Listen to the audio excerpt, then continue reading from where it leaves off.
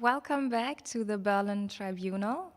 So yesterday we already accomplished a lot, and we talked about what the idea is behind the tribunal in Berlin this weekend on migration and health. And we also had a little introduction to the history and the context of the Permanent People's Tribunal, of which the Berlin Tribunal is part of. And we also got to introduce you to our jurors online and in present. And we also had our first hearings.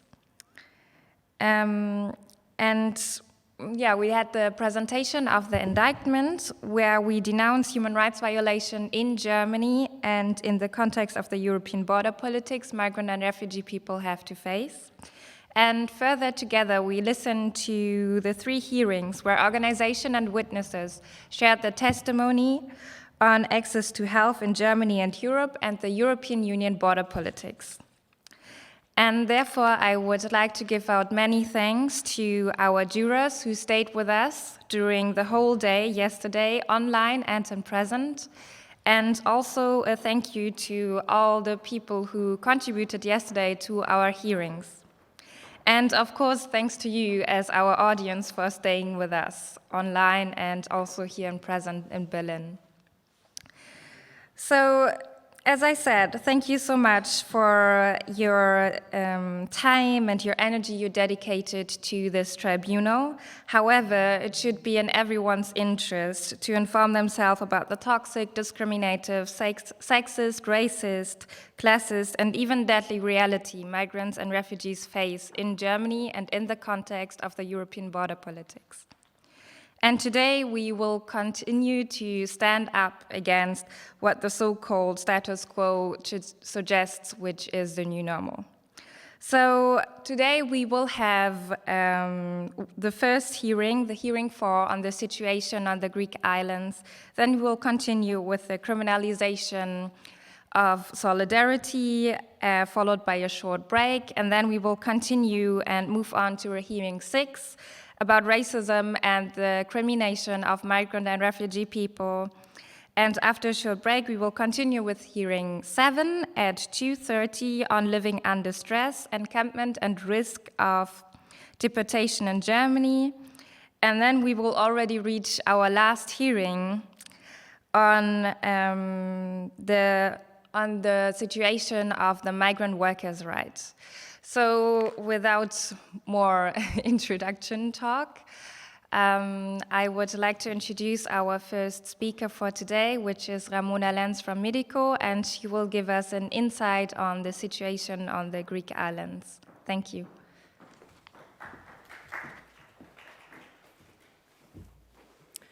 Yes, good morning and welcome also from me to the first hearing of the day. I would like to thank the organizers of the tribunal very much for giving us the opportunity to address the situation in the Greek islands. In our hearing, we will be talking about Lesvos, but the situation for refugees on Samos, Chios, Kos and Leros is hardly any better. With the EU-Turkey agreement of 2016, these islands were declared hotspots. This basically means that refugees arriving there are subject to different laws and procedures. They are not allowed to leave the hotspots until the end of their asylum procedure, which means that they are restricted to living in the misery of overcrowded camps for an indefinite period of time, sometimes for years. During that time, they experience serious violations of their rights on a daily basis. I don't want to talk too much. We will hear now how their right to health is being violated, and this will be reported by local solidarity initiatives and by medical doctors who have been on the spot. And last but not least, we will hear it from 3 refugees, one more than in the program, themselves, who are being denied adequate health care in Lesvos. And I would like to thank all of you for the contributions, and especially the refugees who will share their very personal stories with us. Thank you very much for your attention.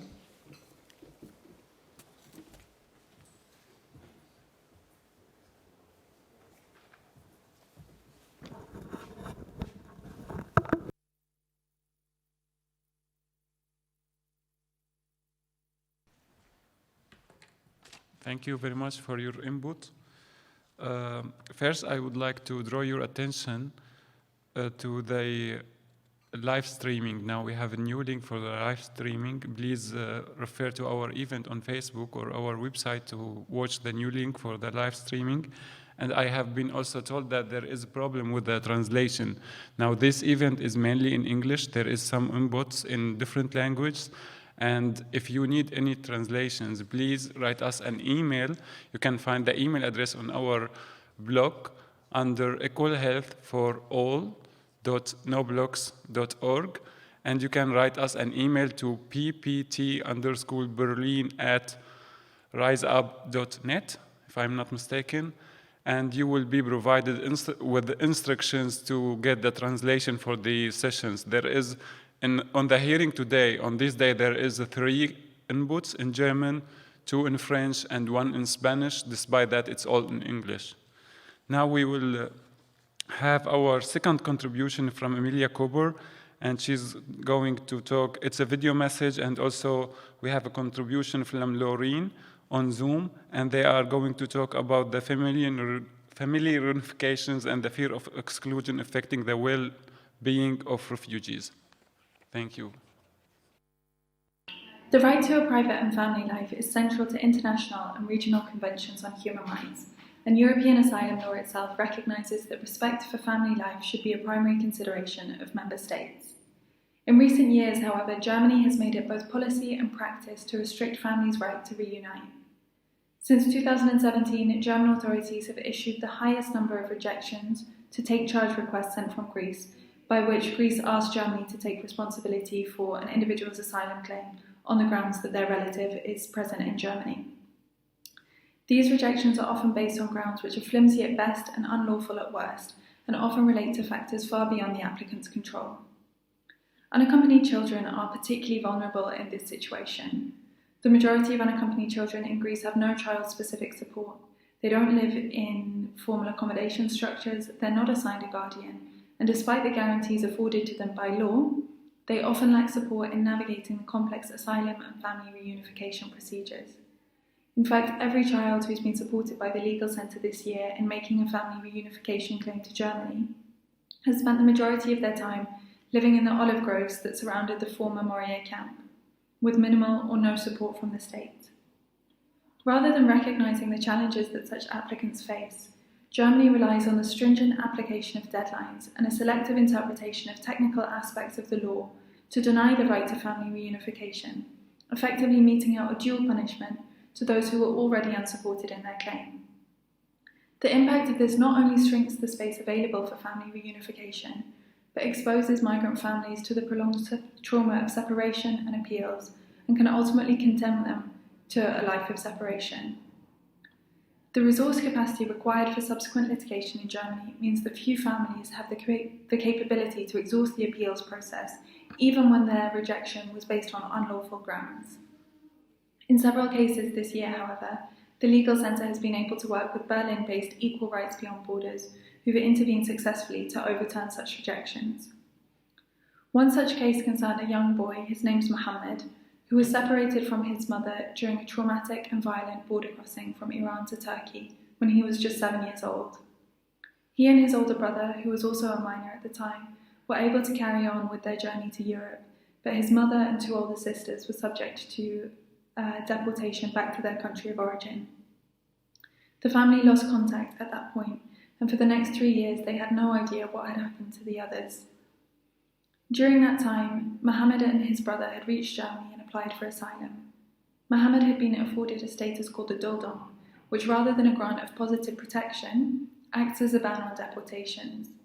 What he didn't know, and what we would later find out, is that this precluded him from eligibility under the normal family reunification framework. Around 2 years ago, Mohammed eventually regained contact with his mother and sisters, who then travelled to Lesvos, where they lodged an application for family reunification. It should be noted that the family reunification laws repeatedly prioritise the best interests of the child, including their well-being, their potential for social development, and their wishes. Mohammed is 12. He wanted to be with his mother, and his mother wanted to be with him. But as I mentioned before, the type of protection that he had meant that he couldn't qualify for family reunification in the normal procedure, and so over the past 18 months their case was appealed and rejected on multiple occasions. The distress that this has caused to the family is immeasurable. Mohammed's mother could not understand why it was so difficult for her to reunite with her son, just 12 years old and then living in state care in Germany.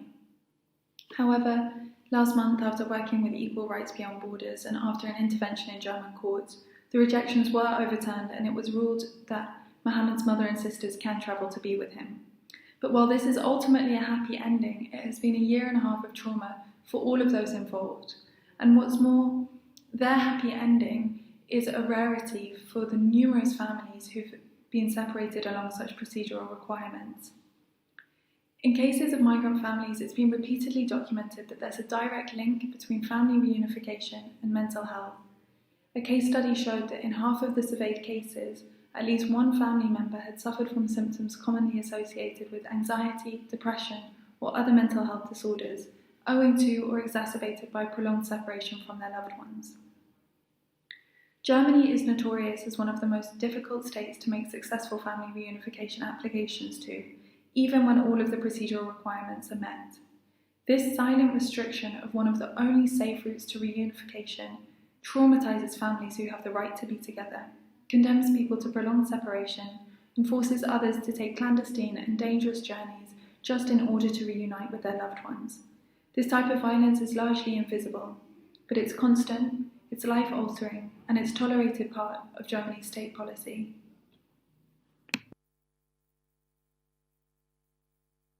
The second topic that I want to speak about today is the ongoing practice of illegal and violent collective expulsions in the Aegean Sea. Pushbacks are by no means a new feature of the European border, but since the Greek government's suspension of the right to seek asylum in March, the frequency and audacity of expulsions in the Aegean has increased dramatically. Before I go any further, it should be understood that debasing and abusive expulsions at the northern land border with Turkey continue as common practice, but given our location here in Lesvos, I'll focus only on those expulsions happening here in the Aegean. Over the past 6 months, we've been in contact with more than 40 survivors of at least 16 different expulsions, and the testimonies from these survivors corroborate each other so closely that it suggests that there's a standard modus operandi for the expulsions that are happening here in the Aegean. Expulsions can be largely differentiated into those that happen exclusively at sea and those that happen after the individual's arrival to a Greek island. Both are illegal, both fall squarely into Greek jurisdiction, and both echo the Europeans' ongoing pursuit of policies that deter and return migrants. At sea, survivors commonly report that their boat is menaced or attacked by Hellenic Coast Guard authorities after their arrival in Greek waters. Survivors have reported that the Coast Guard disables their boat, often by attacking the engine or the gasoline tank, or by piercing the rubber boat itself. On several occasions, the boat was then attached to a small vessel deployed by the Hellenic Coast Guard, who proceeded to pull it towards open water, where the survivors were subsequently abandoned on board. On other occasions, survivors reported that the Coast Guard instructed them to come on board the authorities' vessel, which subsequently drove towards Turkish waters and subjected the people on board to a collective expulsion involving the now notorious orange life rafts. Many of those who reached Greek islands in recent months were similarly subjected to an expulsion. Survivors told us that after their arrival to an island, they were intercepted by authorities, whether police, port police or another Greek authority, and subjected to arbitrary detention for a period of time ranging from a few hours to a few days. During this time, they were held in unofficial detention sites with no or limited access to food, water, shelter, or sanitation facilities. Many experienced physical violence at the hands of authorities.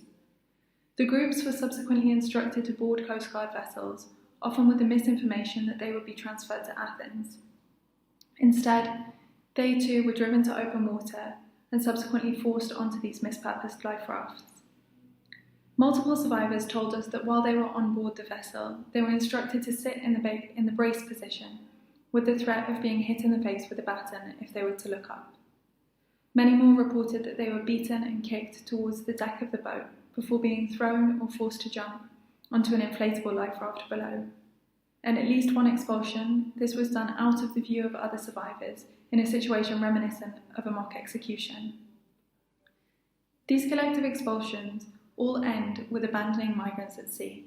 This deliberately puts migrant lives at risk in an unquestionable manner, but they also inflict physical and mental trauma that is repeated and compounded both in subsequent expulsions and in the treatment of migrants, either those who are returned to Turkey or those who successfully reach the EU.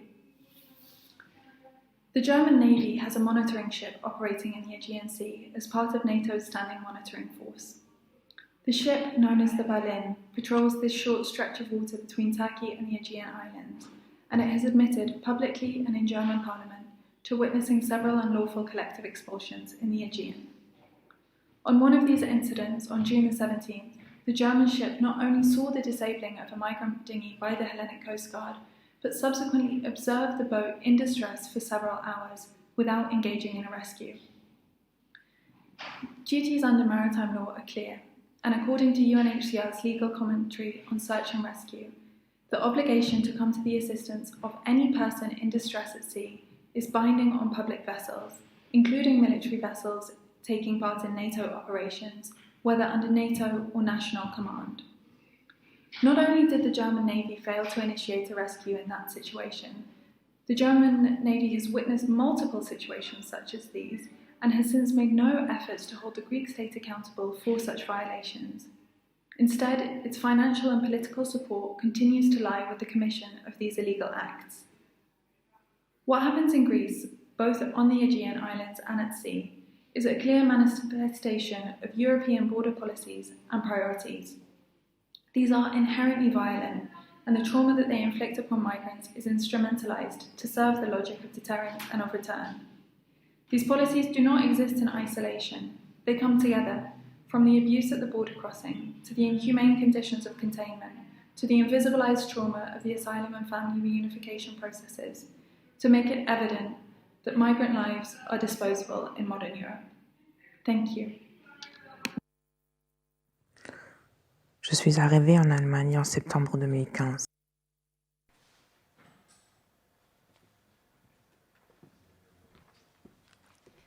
Thank you to Amelia Cooper from Legal Center Lesvos for her input on how the blockade on family reunification and the fear of expulsion affects the well-being of refugees. Now we would continue with the contribution from Jessica Horst in person about the medical expert assessment on living condition and healthcare in the former Moria Camp.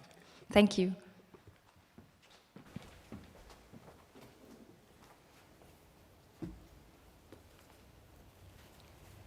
Good morning. My name is Jessica Horst. I work in Berlin as a doctor, and I will read a report that I wrote with 3 other doctors whose name are Kai Sporkmann, Charlotte Linke, and Jakob von Herder. Medical assessment on living conditions and health structures in the former Moria Camp. For years, Moria, originally designed to hold 2,700 inhabitants, has been overcrowded with 10 to 20,000 people. They inhabit a space in and around the camp while awaiting for their asylum decision. We worked as doctors with a medical NGO inside the camp, delivering primary health care from March to July 2020. On September the 8th, the original Moria camp burned down entirely. Based on reports that the newly built camp offers no structural improvements, we are confident to say that the observations stated in this report are still valid today. It's beyond the scope of this report to give detailed account and evaluation on the Greek COVID-19 response in Moria. As refugees, human rights advocacy groups and NGOs have previously pointed out, the living conditions in Moria not only fail to cater basic human needs, they also pose a serious threat to the health of its inhabitants. Poor hygiene conditions, such as leakage of sewage, a shortage of sanitary facilities predisposed the inhabitants to the spread of communicable diseases such as scabies, chickenpox, measles, and meningitis. Dire housing conditions and overcrowding, malnutrition owed to the scare poor quality food lead to a high susceptibility towards viral respiratory infections, foodborne illnesses, and aggravation of pre-existing conditions. Due to traumatic experiences like sexual violence and physical violence, war, loss of family members before or during the process of forced migration, there's already a high prevalence of anxiety disorders, major depressive disorders, and post-traumatic stress disorders. Adding to this, the living conditions of Moria take their toll on the mental health of its inhabitants. Factors such as uncertainty about the future, with almost no self-efficiency, violent conflicts and crimes associated with the congestion of the camp, create a tense atmosphere. This both can lead to the development and the aggravation of the aforementioned mental health disorders. In a survey by the Refugee Council among the residents of the camp, two-thirds said they never felt safe in Moria. Primary health care in Moria Camp is mainly provided by NGOs.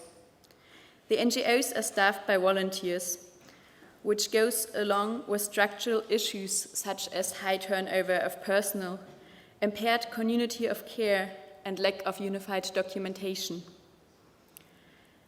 Medical volunteers come with a wide range of medical expertise and experience. There is no systematic on-job training.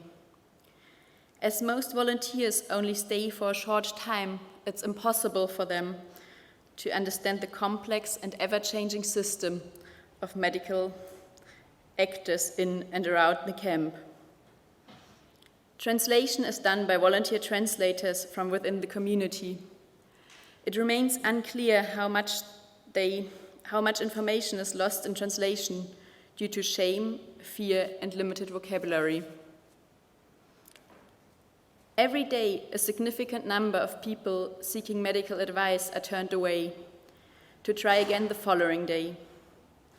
The majority of patients is merely quickly triaged by nurses who administer symptomatic treatment. The doctor's consultations, mostly done in spaces as small as 1.5 square meters, separated only by plastic curtains, which does not allow either confidentiality or adequate physical examination.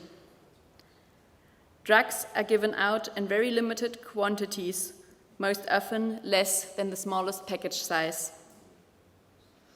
The opening times of the NGO clinics depend on the amount of staff present.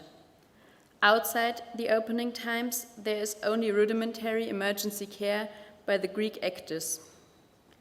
During the night, there is only one military doctor responsible for the entire camp. Partly, it is non-medical doctors, such as the police, who decide whether an emergency warrants calling an ambulance.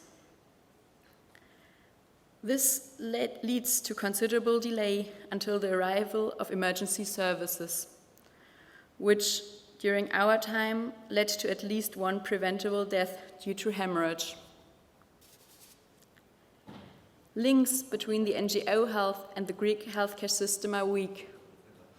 In theory, health problems that exceed primary care and need further diagnostic or treatment will be referred to the Greek healthcare system. Before March 2020, this was generally possible, taking into account waiting times up to 6 months for neurological or psychiatric consultations. After the implementation of the lockdown measures for the prevention of COVID-19, we saw a greatly reduced availability of specialized care for the residents of the camp. The first step, presenting a patient for further workup to the Greek officials within the camp, already presented a major bottleneck. In many cases were considered non-life-threatening or subacute, were rejected, often before they received simple diagnostic steps such as X-ray or blood tests. This holds even true for conditions such as hernias or rheumatoid arthritis that would cause the patient relentless pain and severely impaired daily functioning.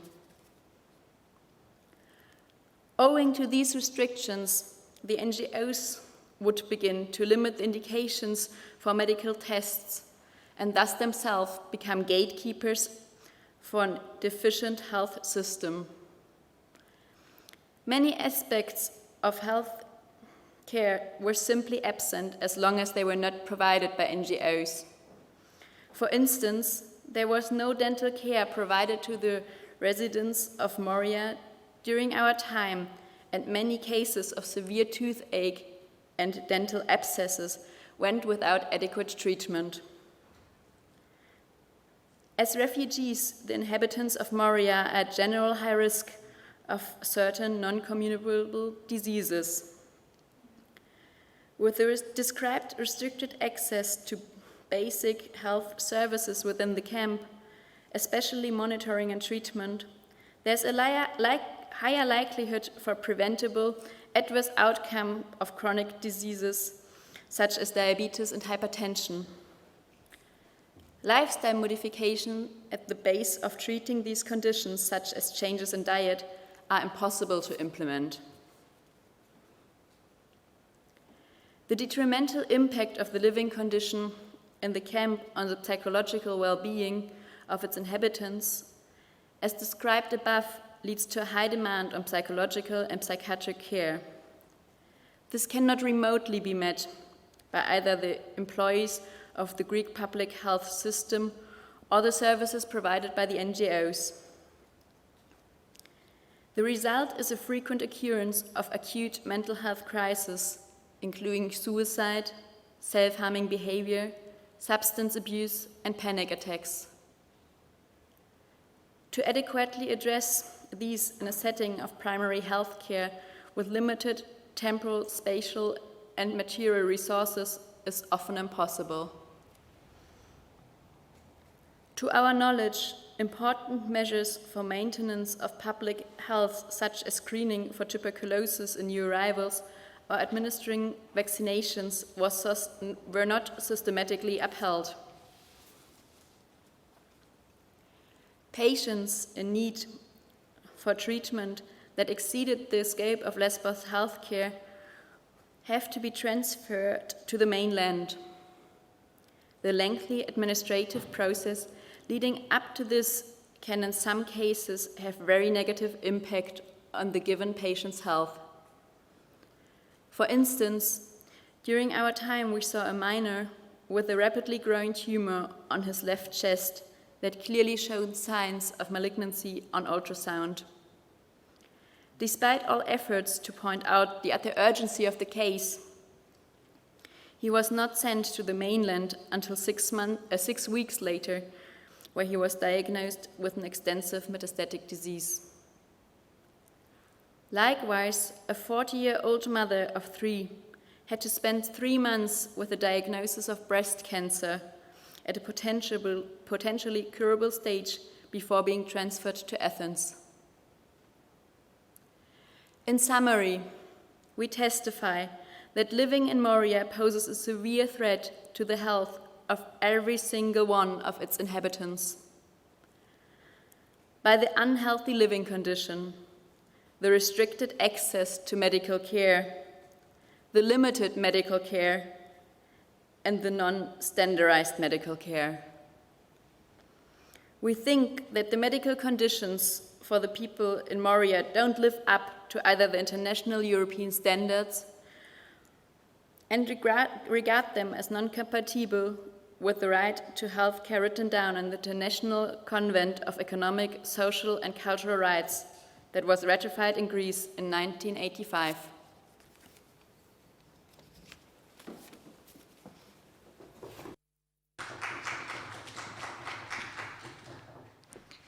Thank you, Jessica Horst from the German Association of Democratic Doctors. And now we will continue with another testimony from Gerhard Trabert from the Association Armut und Gesundheit from Germany as well. And this presentation will be via Zoom. Yes, thank you. At first, I say sorry that I will speak in my language, in German, because it's a very emotional experience what I have done 3 weeks ago, and I feel safe in German. Sorry about that.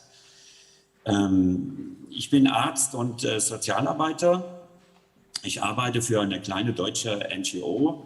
Und wir haben eine Kooperation mit einer Initiative auf Lesvos mit dem Namen The Earth Medicine.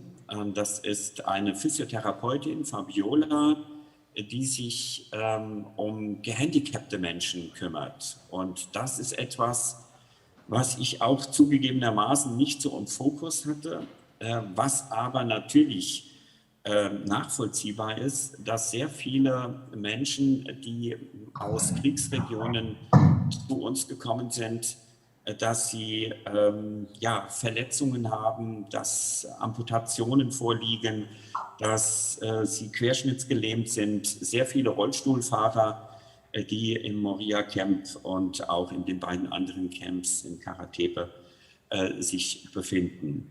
Und wir haben eine Kooperation um diese Arbeit von Fabiola. Sie ist die einzige dort, die sich um gehandicapte Menschen kümmert, die eine Physiotherapie macht, die sich um entsprechendes Equipment kümmert, und sie unterstützen wir. Ich war in diesem Jahr 3 Mal schon auf Lesvos und zuletzt kurz nach dem Brand, und das war etwas, was mich wirklich sehr erschüttert hat. Weil ich bin schon seit 30 Jahren in verschiedenen Hilfseinsätzen weltweit unterwegs als Arzt, und ich habe das Gefühl gehabt, ich komme in Bangladesch oder in Indien an, weil Tausende von Menschen am Straßenrand kampierten, in den Olivenhainen. Es gab keine Versorgung mit Trinkwasser, mit Lebensmitteln, keine medizinische Versorgung. Wir haben dann sofort viele, auch Kinder mit Brandverletzungen versorgt. Es ist in unseren Medien in Deutschland relativiert und bagatellisiert worden, was dieser Brand auch verursacht hat. Es waren viele Verletzte und wie gesagt auch sehr viele gravierende Verbrennungen. Und wie ich von geflüchteten Menschen auch gehört habe, es sind mindestens 3 Kinder verbrannt und 2 Frauen. All diese Wahrheiten wurden zumindest in unseren Medien nicht vermittelt. Auch was die Brandursachen angeht. Aber ich glaube, da können nachher die Betroffenen selbst, Sorab, Mariam, viel mehr und authentischer etwas berichten als ich. Ich war jedenfalls von der Situation vor Ort doch sehr geschockt, dass so etwas in Europa möglich ist, dass die Menschen 10 Tage ohne jegliche Betreuung dort leben mussten, dass es auch von der Polizei Tränengaseinsätze gab, dass die Polizei auch sehr restriktiv aufgetreten ist, auch uns gegenüber, obwohl wir uns ausgewiesen haben, dass wir mit einer griechischen Organisation dort versuchen, eine erste Hilfe anzubieten. Das neue Camp ist überhaupt nicht geeignet. Der Standort, das wurde uns sofort von vielen griechischen NGOs vermittelt, ist absolut schlecht gewählt, weil er direkt am Meer ist, weil es sehr windig ist, sehr böig ist, weil es sehr kalt wird. Und jetzt haben ja auch vor einer Woche die ersten Berichte ganz klar belegt, alles steht unter Wasser, die Zelte sind unter Wasser. Das ist kein Standort für ein Camp. Ich bin persönlich auch der Auffassung, das ist auch logistisch vor Ort nicht zu leisten. Alle Menschen müssen evakuiert werden und müssen in Europa verteilt werden.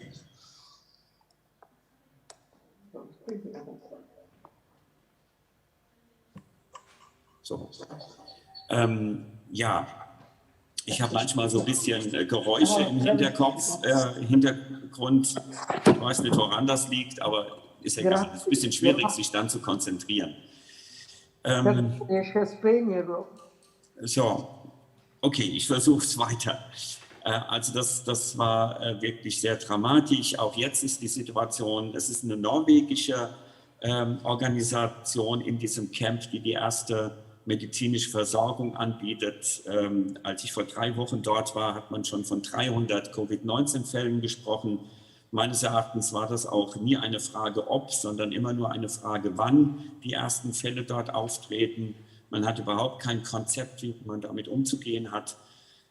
Auch das habe ich jetzt nicht wahrgenommen. Menschen werden zwar separiert, aber dann benutzt man wieder die gleichen sanitären Anlagen, die immer noch unzureichend sind, auch in diesem Camp.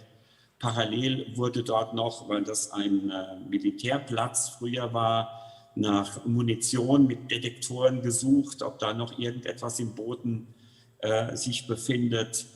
Die Menschen müssen sich ein Zelt zu 8 teilen. Es ist überhaupt kein Ort für gehandicapte Menschen, weil der Boden ist Sand und Schotter. Das bedeutet, man kann sich mit einem Rollstuhl oder mit Krücken überhaupt nicht fortbewegen. Das geht nicht in diesem Camp. Die Versorgung mit Lebensmitteln und mit Trinkwasser wird uns von den Betroffenen auch immer wieder vermittelt, ist absolut defizitär. Mir ist es nochmal wichtig, gerade auf die Personengruppe der gehandicapten Menschen hinzuweisen. In Deutschland hat man ja entschieden, dass man unbegleitete Minderjährige aufnimmt. Das ist immer so die Hauptfokusgruppe, das kann ich auch nachvollziehen. Aber gerade gehandicapte Menschen gehören eben auch zu den besonders schutzbedürftigen Personen. Und zwar nach UN-Behindertenrechtskonvention und auch nach den EU-Aufnahmerichtlinien. Also das ist eine Personengruppe, die momentan überhaupt nicht im Fokus steht der Menschen, der Hilfsangebote auch Europas, auch der Angebote in Deutschland, wer evakuiert wird. Und ich finde, das muss sich ändern, weil das ist eine besonders vulnerable Gruppe, chronisch kranke, behinderte Menschen, aber natürlich auch Menschen, Schwangere, die auch dort unter katastrophalen Bedingungen leben müssen. Viele sind zu mir gekommen, Frauen, die keine Kindsbewegungen mehr gespürt haben nach dem Brand und total verunsichert waren und es eben auch dann überhaupt keine Möglichkeit gab, hier per Ultraschall oder andere Möglichkeiten nach den Kindern zu schauen, nach den Embryos. Also das ist einfach furchtbar gewesen. Das ist mir auch nochmal wichtig, aber das wird Sorab und Mariam später viel besser erklären können. Aber was mich wirklich total traurig emotionalisiert hat, sind die Berichte von vielen geflüchteten Menschen, wie mit ihnen zum Beispiel in den Krankenhäusern umgegangen wird. Das ist offener Rassismus, der in Mytilene praktiziert wird, dass die Betroffenen Stunden warten müssen, dass Untersuchungen ohne eine Betäubung durchgeführt werden, schmerzhafte Untersuchungen bei Gliedmaßenverletzungen bis hin zu Brüchen, dass sie dann erst behandelt werden mit dem Hinweis, sie sollen jetzt zurück in ihr Camp gehen. Das ist ein Marsch von über einer Stunde, ohne Hilfsmittel, ohne die Ambulanz zu informieren, dass die Menschen 10 Stunden warten und dann gesagt bekommen, nein, sie müssen morgen wiederkommen. Also das ist etwas, was nicht zu akzeptieren ist. Wobei ich immer auch wieder betonen möchte, das ist nicht nur ein Problem Griechenlands, das ist ein europäisches Problem. Wir lassen da diese Länder in meinen Augen auch im Stich und die Hilfe müsste wesentlich konzentrierter und umfangreicher sein. Vielleicht noch zum Abschluss von meinem Statement. Ich habe es immer wieder erlebt, dass von medizinischen Hilfsorganisationen Rezepte ausgestellt werden, Verordnungen, aber die Betroffenen überhaupt nicht wissen, wohin sie gehen können. wie sie das bezahlen sollen. Das ist also eine Logistik, die überhaupt nicht greift. Viele Menschen haben durch den Brand, auch chronisch Kranke, ihre Medikamente verloren. Das ist ein weiteres ganz gravierendes Problem. Und auch Kinder, Erwachsene mit psychischen Handicaps. Ich habe zum Beispiel eine Familie kennengelernt mit einem autistischen Kind. Und das ist natürlich unmöglich, dass eine Familie in einem Zelt mit 8 anderen oder mit 5 anderen Personen zu 8 in diesem Zelt lebt, mit einem Kind, das eine autistische Persönlichkeitsstörung hat. Und was mich da immer wieder betroffen macht, wenn wir dann zu der Lagerleitung im ehemaligen Moria Camp oder zu UNHCR gegangen sind und dies thematisiert haben und eingefordert haben, da muss es eine alternative, menschenrechtskonforme Unterbringung geben, dann hat man uns gesagt, ja, Sie wissen von den Menschen, von den gehandicapten Menschen, aber es tut sich nichts. Für mich stellt sich die Frage, wie kann UNHCR, wie kann man das akzeptieren, dass Menschen unter diesen Bedingungen leben mussten und müssen. Abdul Karim ist ein 26-jähriger junger Syrer mit einer Querschnittslähmung durch eine Schussverletzung, der aus Syrien geflohen ist. Er hat dann im Moria Camp in einem 3x2 Meter großen Behausung mit 2 anderen gehandicapten Menschen leben müssen. Er ist angebissen worden von Ratten, hat eine super Infektion gehabt. Er muss sich unter diesen Bedingungen, weil die Blasenfunktion nicht mehr selbstständig möglich ist, mit einem Katheter die Blase entleeren. Und das ist jetzt nur ein Einzelfall. Und diese Menschen müssen unter diesen Bedingungen dort leben. Das ist nicht zu akzeptieren. Und wie gesagt, das macht mich emotional auch immer wieder sehr betroffen, dass Europa das zulässt. Für mich ist die einzige Möglichkeit, die Menschen müssen von dieser Insel evakuiert werden. Sie müssen in Europa verteilt werden und sie müssen endlich eine menschenrechtskonforme Versorgung erhalten. Das war mein Statement. Vielen Dank.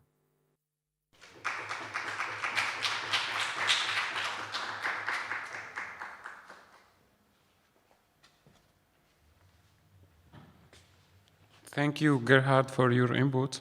Now we have 3 testimonials. The first one is from Afghan refugee, and it's organized, his name is Shahrizad, and it's organized by his psychotherapist, Fabiella Jose Kithandrade.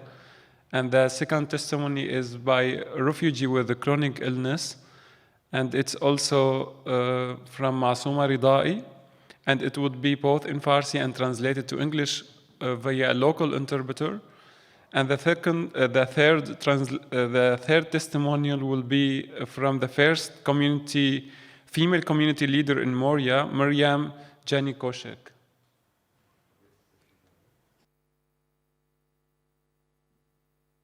Hello, salam. Hello. Hello, salam. Hello, good morning to everybody. من سرابت از افغانستان هستم 26 سالم است. My name is Sorab. I am from Afghanistan and I'm 26 years old. من در افغانستان راننده کامیون بودم در شرکت ترانسپورتی 12 گروه. In Afghanistan, I was a driver for a transport company. در افغانستان در حمله طالبان قرار گرفتم. هر دو پایم بسیار زخمای عمیق برداشتم. دیگه 2 ساله در شفرکت بیمار خواب بودم تا یک ذره سر پای شدم. I was attacked by Taliban in Afghanistan during my work, and after that I had a very serious leg injury that took 2 years to recover. And در 2018 من آمدم در لسبوس، جزیره لسبوس در یونان. And in 2018 I arrived in the island of Lesvos. اینجا که آمدم فقط جزیره لسبوس به من کمکی کرد. یک کیسه خوابی بود داد، یک پتوی دیگه، هیچ کمکی نداد، نه کانتینر، نه یک خیمه، هیچی به من نداد. روز اولی که ما آمدم در بیرون خواب شدم. میشنوی؟ بله. صحیح شد. و اینجا فرداش یک شب خوابیدم در روی سرک. فرداش یک دوستم پیدا شد، اونو مرا برد در خیمه خود. زمستان 2018 ما در یک خیمه بودم که از باران و آب و داخلش از درد پایم تنگ کلیه ما اصلا یک جهنمی بود، یک زندگی سختی بود. So my first night in Moria Camp, where I spent it outside because they didn't give me neither a tent or a container. And then the second night, a friend of mine brought me to his tent, and I spent there the winter in this tent that was not insulated at all from the elements and the water and the snow, where everything was coming inside the tent. ان شبایی که میخوابیدم روزایش میرفتم فیزیوتراپی پیش فابیولا و شبایی که میامدم چپرکت امی لباسایم همه چیز خیس بود. دیگه نمیتونستم درست بخوابم. دیگه تنگی کلیه‌ام که داشتم اصلا شبا نمیتونستم بخوابم از درد پایم و کلیه‌ام. I couldn't sleep at night because all the tent and all my clothes were wet all the time. And during the day, I was going to see my physiotherapist, Fabiola. At night, I was coming back to my tent. But because I couldn't sleep and because I was always cold, I had kidney disease also that developed, and my leg got worse also. دیگه در یوین که میرفتم همیشه میگفتم من نیاز دارم در خیمه خوب یک پلاستیک بدین که من روی چیز خود در خیمه خود کاور بگیرم که باران در وقت باران یا زیرش از بالایش همش آب میان داخل. میگفتم یا یک کانتینر یا مرا خانه بدین. مثلا به خاطر مجرد خانه جایی ندارم. When I was going to ask the UNHCR to host me in a better place, to give me a better tent or a container or even a house, or even just to give me some plastic to protect my tent from the water, they would tell me that I was not allowed to anything because I was a single man.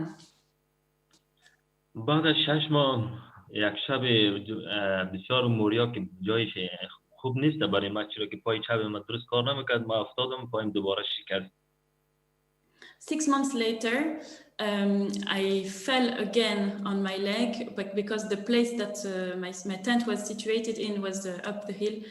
On the way down, I fell and I injured my leg again. I broke my leg. صبحش دوستای ما رو گرفت برد یک کلینیک داخل کمپ موریا به نام کیترینوس. اونجا بود او برگه داد در شفاخانه کلان. گفت برو پای تو نیاز در بیمارستان دارن که اونجا تو رو گچ کنن عکس بگیرن. In the morning, my friends brought me to a clinic situated inside the camp called Kitrinos, and the doctors there told me that I needed to be transferred to the local hospital because I needed X-ray, and because my leg was broken. یک روزی بود که روز تعطیلیشون بود، نه بس بود نه تاکسی بود. از ساعت 8 که ما اونجا منتظر ماندم تا ساعت 1 یا خانمه داخل سکشن کار میکرد. او ما را دید که پای ما شکسته است. او ما را دید داخل کلینیک، اما ما را آوردن بیمارستان. کمک میکرد. A holiday, so nobody was working, and from 8 o'clock in the morning until 1 o'clock, I was waiting, and they wouldn't send an ambulance. So it was only at 1 o'clock that one of the workers, a woman who was working in the camp, saw me and finally decided to bring me with her own car to the hospital. شفاخانه که رفتم اونجا رو تعطیلش بود، دکترها کلش نبود، دکتر ارتوپدی هم نبود. دیگه یک دکتر ما رو گرفت پای ما رو گچ کرد، گچ کلا نکرد، فقط یک قالب نصف پای ما رو گچ کرد. وقتی که اونجا خلاص شدم من گفتم یک چگت بدین، یک ولچر بدین که ما پاس برم. گفت چی رقم آمدی اون رقمی باید پاس بری. بدون چگت ما را از اونجا رخصت کرد. این دوست ما در پشتش ما بود، در پشت خود ما را گرفت، در تاکسی گرفتیم آمدم در در موریا. When I arrived in the hospital, the doctors put a cast on my feet, but not the whole leg, and then just sent me away and told me go back to the camp. And they didn't give me neither crutches or wheelchair or anything to help me walk with. So I asked them how am I supposed to walk and to go back to the camp, and they just say just the same way that you came to the hospital, you should go back to the camp by yourself. So finally, I didn't have crutches, and some friends carried me, and we took a taxi until the camp. از دروازه کمپ تا خیمه ما 1 کیلومتر راه بود که ما از اینجا میرفتم. از دروازه کمپ تا خیمه خودم 2 تا دوست ما آمدن، اونا ما را بردن تا خیمه ما را رساندن. The distance between the entrance of the camp and my own tent was 1 kilometer. So 2 friends came and carried me on their back until my tent. اونجا که رفتم دوست خدا گفتم برین شما از اونجا سوال کنین کسی که چگاه و چیزایی که داشته باشه برای ما پیدا کنین. من یک نفرم میشناختم که اونا او مشکلی داشت که چگاه مرا یک دوست خود فرستادم گفتم برو جنگل رو پیدا کو بگو یک چگاه خود بدید برای من تا که پای ما خوب شه.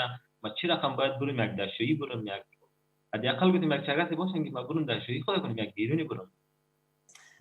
And then I started to look for crutches because I was on myself and I couldn't even go to the toilet or to the shower by myself. And I asked my friend to find somebody who would have crutches. I knew of people who were living outside the camp in the forest that used crutches, and I tried to ask them to give them to me. دیگه او دوستم یک چگاه خود با من داد. بعد از 2 روز یک چگاه دیگر ما پیدا کردم یک فامیلی با من داد. Finally, this person gave me one of his 2 crutches. So I was using one and he was using the other one. And 2 days later, I found from another family a pair of crutches. دیگه 2 هفته شد که من دیگه فیزیوتراپی چیزای رفتن نمیتونستم، حمام رفتن نمیتونستم، دشویش حمامش باید میرفت 1 ساعت صف میکشید تا نوبت حمام دستو میرسید. برای ما بسیار مشکل زیادی بود. During 2 weeks, I couldn't move around by myself. I couldn't go to see my physiotherapist. I couldn't go even to the toilet or to take a shower. So it was very, very difficult. بعد از 2 هفته فابیلا داماد زنگ زد کجاستی تو چرا نمیای فیزیوتراپی خود؟ من گفتم ما گشتن نمیتونم پایم شکسته.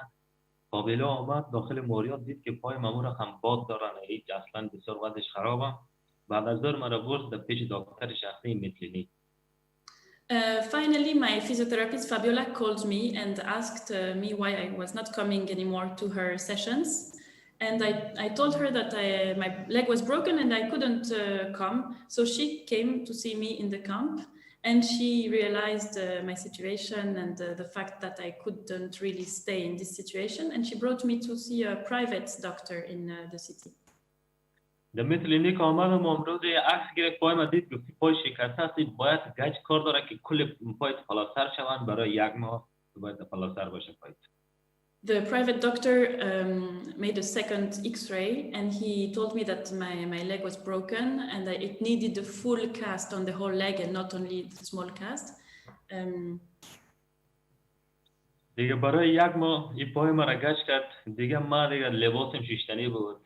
دیگه صرف غذا برای ما، حمام رفتن نمیتونستم. واقعا دیگه زندگی برای ما بسیار مشکل شد. رفتم در UN گفتم من نمیتونم زندگی کنم میرم. من جایی ندارم برای مجردی که خانه بیتم میتلینی یا من گفتم یا برگه مرا آزاد کنین، مرا انتقال بدین آتین یک هتل یا یک جایی که من تا پای ما خوب شه. متاسفم برای تو هیچ کاری نمیتونم. So during 1 month, I was with this cast and I couldn't do anything by myself. I was in my tent and I couldn't go to the toilet, etc. I went several times to the UN and I asked them to do something to transfer me in a better place. And they kept saying that because I was a single man, they didn't have any possibilities to help me. And I told them, send me even to Athens or to a hostel or another place. And they kept refusing. دیگه از جای ما تا دشویی و حمام و صف غذا خیلی راستن، 200-300 متر 500 متر راستن دور از ما. 1 پای چپم که گچ کرده بود، سر پای راستم هم که پلاتین بود، سر چگاه که راه میرفتم این پای راستم هم پلاتین شور میخورد، درد میکرد که اصلا راه نمیتونستم برم. For example, when I wanted to go to the toilet, I had to walk, and one of my legs was in the cast, and the second leg had been operated in Afghanistan, and I had some platin implants inside my leg, and slowly it got also infected, and it was painful also. So it was very, very difficult for me to move around. شماره فابیلا رو داشتم، زنگ زدم گفتم ما این رقم از گشتن هم میتونم، این پایم هم درد میکنم، یه ما رو برد پیش دکتر، اما دکتر شخصی که میتلینی بود. اونجا گفتیم گفتی پایت عملیات نیاز داره، باید پلاتینم تو در بریم، چون که جای پای شکسته زیاد شده، استخوان تیکه شده دیگه، جای هم نبوده، مجبور بودن که دکتر افغانستان هم ایجاد کرد پلاتین درد کردن، جایی بودن که پای مشور میخورد و درد میکرد. So finally, I contacted again Fabiola, and we went back to this private doctor, and he said he advised for me to have a surgery for the leg that was injured from Afghanistan. He said we should remove all the platin implants. دیگه کل کارم دیگه فابیلا خودش دستکار شد و رفت بیمارستان و ما را هر روز ما برد شفاخانه کلان و پلیس استیشن ما برد.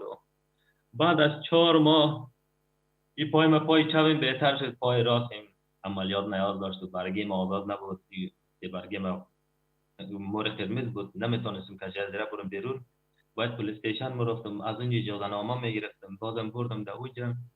بعد از 4 ماه برگه ما برای 1 ماه آزاد شد که عملیات کنم.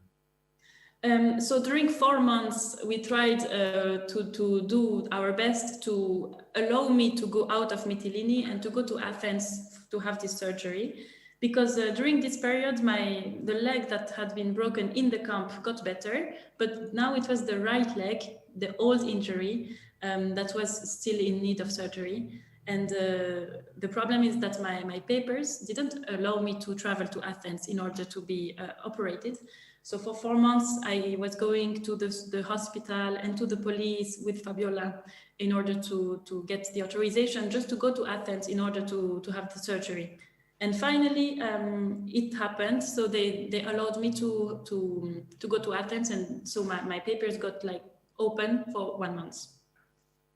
برای 1 ماه دیگه در طول 4 ماه فابیلا از مردم اروپا کمک خواست که پول برای ما کمک کنه به خاطر عملیات من.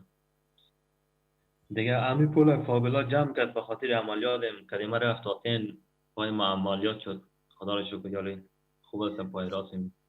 Finally, Fabiola and managed to gather money, donations from private individuals in order to pay for this operation in Athens, and I'm very grateful that it finally happened. دیگه عملیاتم که شد 1 هفته را آتن ماندم، بس دوباره برگشتم آمدم، دیدم که دیگه زندگی در موریا نمیتونستم، چرا که پای چپم که شکسته بود، کل بدنم یک قسم بخاری چیزی شد که خارش میکرد و چرکی میشد، میکروبی شد کل بدنم، چرا که در افغانستان پایم شکسته بود، چرخ خوشگون زیاد استفاده کردم، در اینجا جای قابل زندگی کردن در من نبود. دکترها میگفت مثل بدن تو مثل طفل لوری شده، تو زیاد چرخ خوشگون زیاد استفاده کردی. So I was operated in Athens. I stayed 1 week after the operation, and then I had to go back to the camp. This period was also very difficult because I had just been operated, and I was in this place full of microbes and dirty place, and also because my body was very weak at the time, also because of the fact that I had been injured in Afghanistan, and I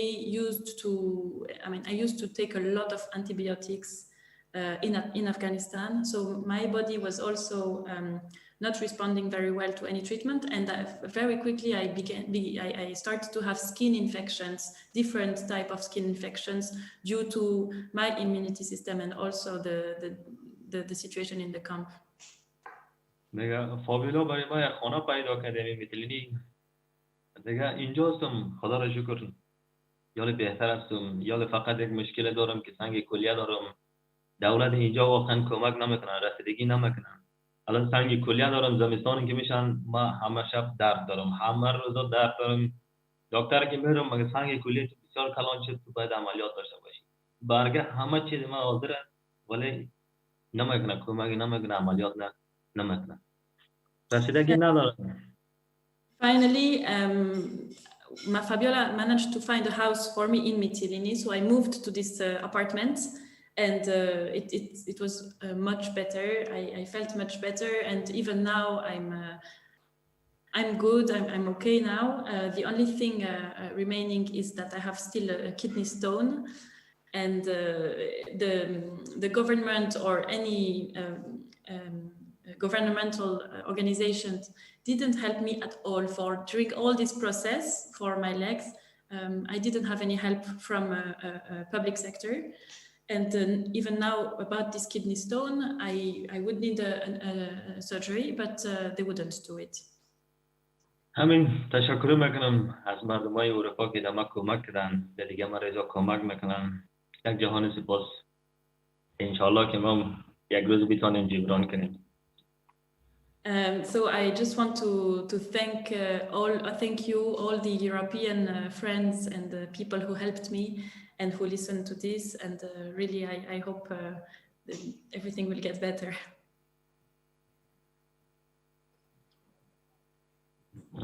تمام. خداحافظ. وقتتون خوش. Bye. Bye bye.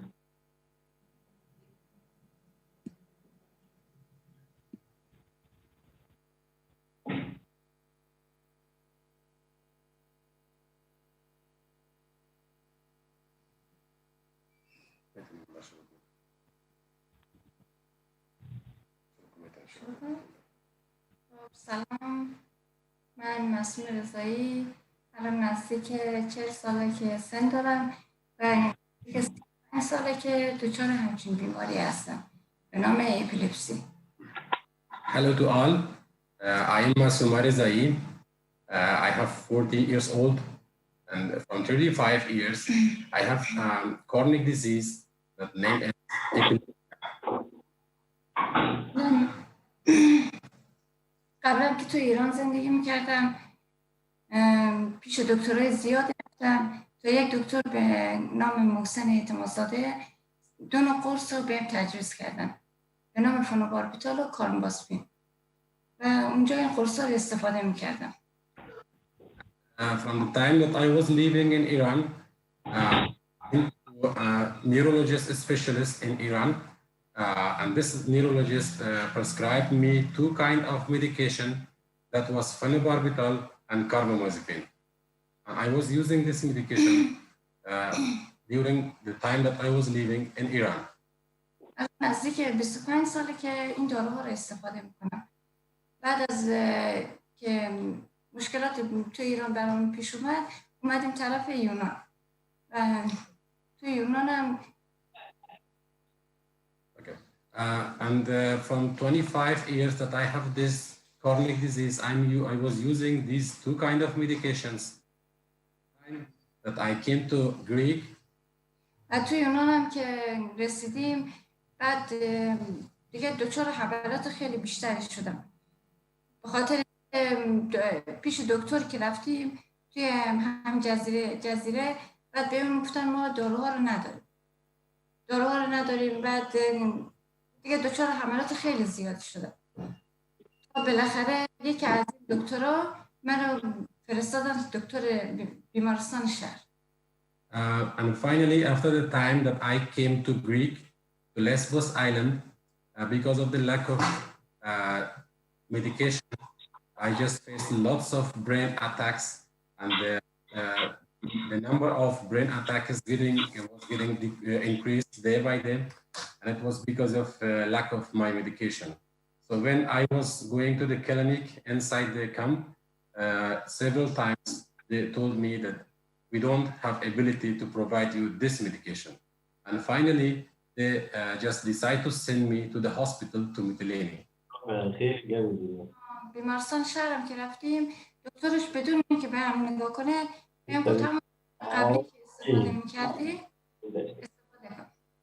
And after we went to the big hospital in Mytilene, the doctor, without doing examination or without doing checking up to me, only just told us that what medication that you were using before, you have to use those medications. تا بالاخره 4 مرتبه رفته بودیم بیمارستان. ما فرستادم بیمارستان از جزیره. فرستادم بیمارستان که دکتر مثلا توجهی نمی‌کرد، فقط میگفت همون دارو رو استفاده کن. بعد از چند دفعه که باز دوباره توی جزیره خیلی حالم بد شد، منو فرستادم دوباره بیمارستان شهر. Okay. And for the 4th time,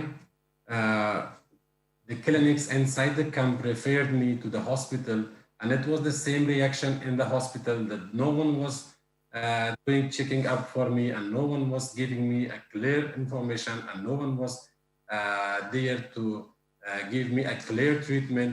So for the fourth time, it was the same. But the fifth time that I faced a very, very bad brain attack, and it was emergency, they sent me to the hospital again. بیمارستان شهرم که رفتیم دکتر اول اصلا توجه نمی‌کرد. بعد شوهرم یکم ناراحتی کرد، گفت این حالش خیلی بده. بعد گفتش که شوهرم گفت تو ساکت باش، با خودش صحبت میکنم. با من که صحبت کرد چی دارو استفاده میکنی؟ بعد And in the fifth time, my condition was really, really serious. And when my husband took me to the hospital, they were not doing enough good reaction or enough good behavior with me to just take my illness a little bit or to advise me medication. They were just acting really normally. They were just showing to me that this disease is not something very serious. So in this case, my husband got a little bit angry and start to be quiet. And again, the doctor asked me that what medications you were using before. بعد همونجا ازم پرسید که من اسم داروها گفتم و بعد گفت چجوری تشنج میگیره تو رو. بعد میخواستم بگم که من چجوری من تشنج میگیره که همونجا که اصلا از بس حالم بد بود دیگه همونجا افتادم دیگه حالم بد شد. And when they asked me that which medications you were using, I started to tell them the name of medications that I was using, and then they again asked me that how you are facing these brain attacks. And I was about to start explain to them how I'm facing these attacks. In this moment, I just fall down in front of them, and another attack came to me, and I just got unconscious, and I just don't know after that what happened. جا که حالم چند دفعه جلو خود دکتر حالم که خیلی بد شده، بعد فوری بردن ازم مثلا ازم چیزم یک امرای و سیتی اسکن و نوار مغز اینا که گرفتن. بعد دیگه به خاطر اینکه دفعه قبل که میرفتیم بیمارستان میگفتیم ازم باید امرای بگیره، نوار مغز بگیره و سیتی اسکن بگیره، میگفت ما نداریم.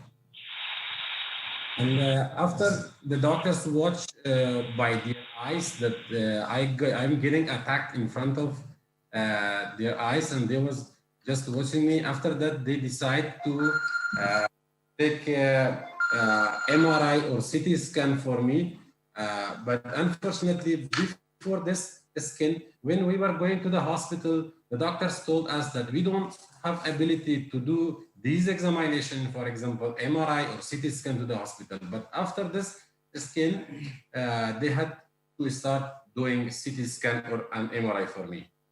بعد اونجا که نوار مغز اینا که گرفتن، بعد شوهرم بهشون گفت شما که دفعه پیش میگفتین من ندارم، ما همچین تجهیزاتی نداریم. بعد مثل اینکه خود بعد از همونجا دفعه قبل به شوهرم حتی گفته بوده که وقتی که حالش بد میشه، از وقتی موقعی که حالش بد میشه یک ویدیو ازش بیارین تهیه کنین. شوهرم حتی ویدیو رو که آورده بود به دکتر نشون داده بود، حالت یک مسخره به ویدیو نگاه کرده بود.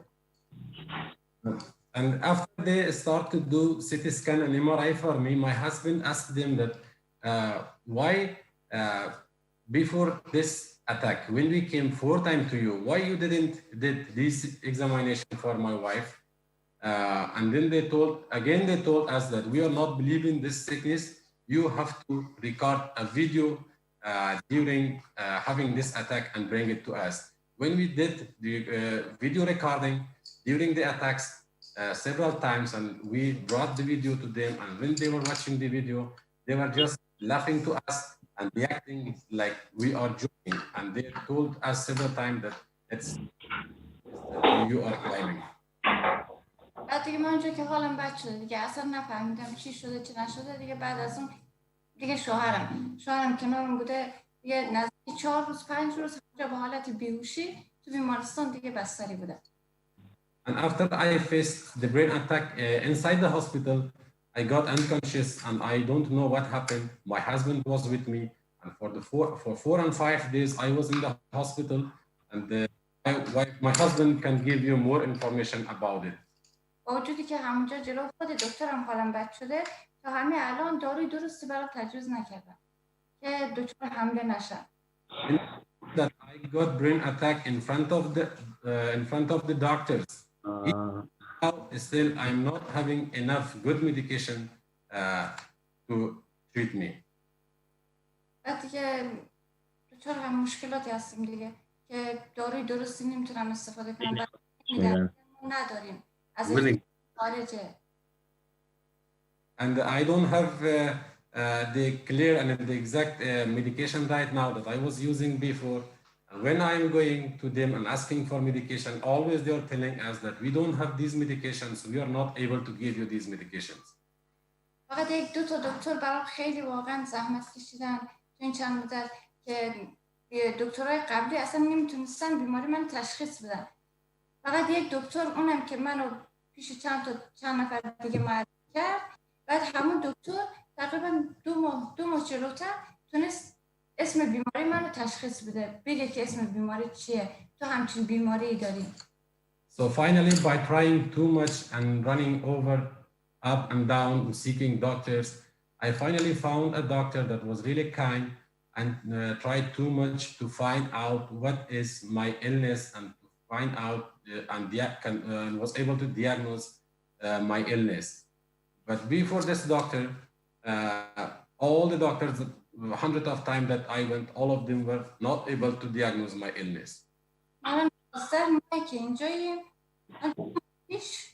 تونستم اسم بیماریمو بگم، اسم بیماریمو بگم، ولی باز هم که میریم پیششون میگم من همچین، بعد دکتر دیگهش بهم میخندن. Totally, we are living from 11 months in this island, and finally, only before 2 months, they were just able to diagnose my illness. After this, also, when I am going to the other doctors, they are reacting like joking with me. من دارویی که استفاده میکنم، اما دچار حمله میشم، خیلی دیگه باز دوباره همون حالت قبلی، انقدر حالم بد میشه دیگه نزدیک 2 روز 3 روز دیگه هم حالت بیهوش افتادم. الان نمیدونم. They were prescribed me some extra medications. That's not the medication that I were using before. And in condition I'm using these medications, I'm facing lots of attacks, and these medications have no effects on my. به خاطر حملاتی که سراغم اومده الان دچار ضعیفی چشم شدم، دچار همین شکستگی دندون، به خاطر اینکه روی چشمم خیلی فشار میاد، دندونم که میافتم افتادم دیگه شکسته. And due to the lack of my exact medication that I was using before, I faced lots of other problems like weakness of my eyes, like my teeth getting broken by itself, and lots of other problems. And also, I'm feeling lots of weakness in my whole body. And it's all because of increasing the number of attacks that I'm facing in here. ولی اینا رو که بهشون میگن ما دارویی برای چشمت نداریم یا برای دندونات نداریم. اصلا چیزات برای چشم و دارو اینا میگن چیز اختیار ما خارجه، ما نداریم. When I'm going to them to ask treatment for my eye weakness and also my teeth, they are telling us that we don't have enough facility to treat your eyes and treat your tooth. تو این چند مدتی که اینجا همین داشتن دارو به خاطر اینکه دارویی که میخواد مال من بود داشتن ندادن، دچار بیماریم خیلی شدیدتر شده. And from the time that I'm living in this island, because of the lack of the exact medication that I needed and I was using it before, the attacks is getting increased day by day, and I'm facing lots of other side effects from these attacks. الان جوری شده که حتی این حملات تو خوابم سراغم میاد. تو خواب من میشم. Even right now, the situation is like this, that even during the sleep, I'm facing these brain attacks. خلاصه دیگه من الان از کمبود دارو و نداشتن جای خوب دیگه به خاطر همین دیگه دچار مشکل است. And totally because of all these reasons, that was the lack of health service in here, and also the lack of medications that I needed, and also not having good environment that still I'm living inside the camp. All of these 3-4 reasons are the reason that my illness is getting high day by day, and the attacks are coming to me day by day too much. And it's all. Thank you.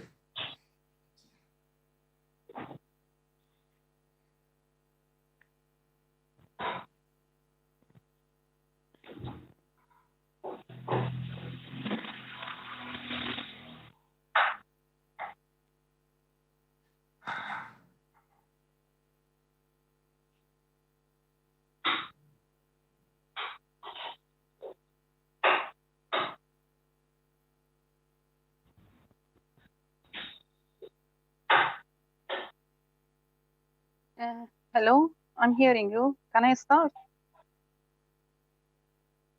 Okay. Hello to everybody. The first, I want to thank you so much for my invitation for this important event. And my name is Mariam. I was working as a community representative as a first female in Moria.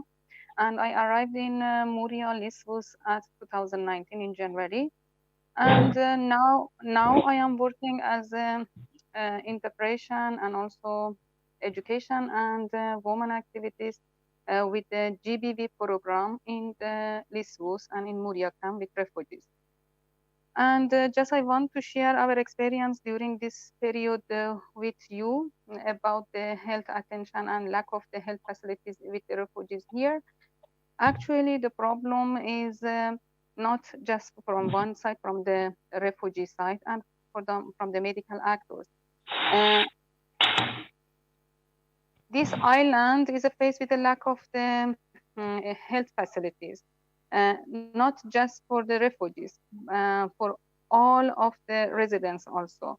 And I have experience in Moria, and we see and observe a lot of the cases such as Masume and Sohrab. And for this reason, the first, I, as a community representative, I start to establish a network system between the communities and authorities and also the actors. And through this network, we could access to reach out to the people with the health problem and the people who face with the gender harassment and everything. And we could find these people and to have attention for them. Anyhow, but the most problem is the number of the refugees, number of the people residents inside of the camp is not match the number of the doctor and health education, health actors inside of the camp.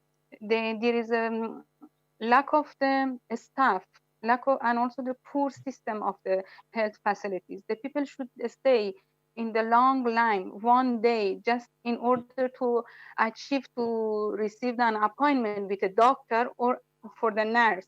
And also there is a lot of the problem and long procedure for the patient in order to visit the doctor, because they have to pass the nursery check, and also after that, this is just bureaucracy and paperwork with the medical actors, as I see and as I work with them here.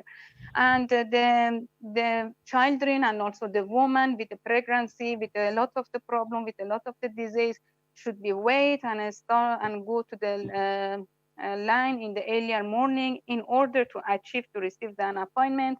And one day full just they are waiting in order to receive an appointment with the doctor. And also when arrived to the doctor, this is another problem. The problem, the first is started by the trusting. The people doesn't have trust to the doctor, to the nursing, to the medical actors. There is no any attention for them. As Anau mentioned it, that they couldn't diagnose the sickness of the people. And the other side from the translation and interpretation, due to cultural barrier and also due to lack of the maybe vocabulary, and I don't know the trusting, particularly for the female and also for the male. The people cannot raise and say about their problem, and also explain themselves with a doctor or with a nurse in order to and more understand, to find and to diagnose them. I have a lot of the cases about the GBV. The people received gender harassment and rape, and after the rape there is need to urgent medical attention, but unfortunately they faced with the problem and they couldn't express themselves with the doctor, and also the interpretation didn't transfer the all knowledge and all incident to the doctor, and couldn't receive this kind of the medication. And this is a lack of the trust and lack of the facilitation about these things. All these things is affected and also increase the sickness and condition of the health day by day here in the Lesvos. And another side about the handicap and also the people with disability, with the hearing, visual, and also with the physical problem.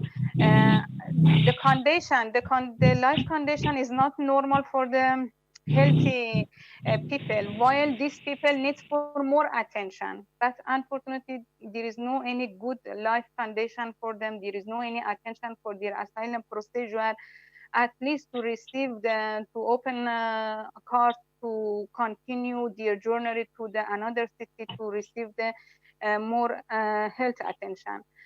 And also because this kind of the people, as I see, and also as I interview with such of the people that with the health cardiology problem, with the physical or with the disability, they leave their country because of the received more attention on the health, to receive the qualified treatment. But by arriving here, no, nothing. They lost everything. And also the number of the diseases and also sickness is are increasing to them. And also, as I see and hear it, the presentation that is prepared and said during this meeting, it was really nice. And also the people received the poor qualified food, and also particularly it is affected on the children, the pregnant woman. And these all things is a problem in the camp with the refugee and people. And there is no any more attention, and also for the people. Another things, we have a lot of the cases that they are waiting in order to receive an appointment for the examination to complete the diagnosis for the doctor. For example, if the problem with the physical, with the leg, should forward it to the hospital to take an appointment for the X-ray, and after that MRI, and after that another things and blood examination. All these things is not easy, and also is not free. There is also charges. But if you want to have apply for the free cost, you have to have a strong justification, and also waiting for 3 months or at least more than 3 months in order to achieve to do to your X-ray and also to your MRI for the next procedure of the treatment. And this period is a long period for the recovery of the people with disability and also people with the serious health problem. All these things is happening here. And this is my point of view that I share it with you. Thank you so much for your attention. And if you have any questions, I am here.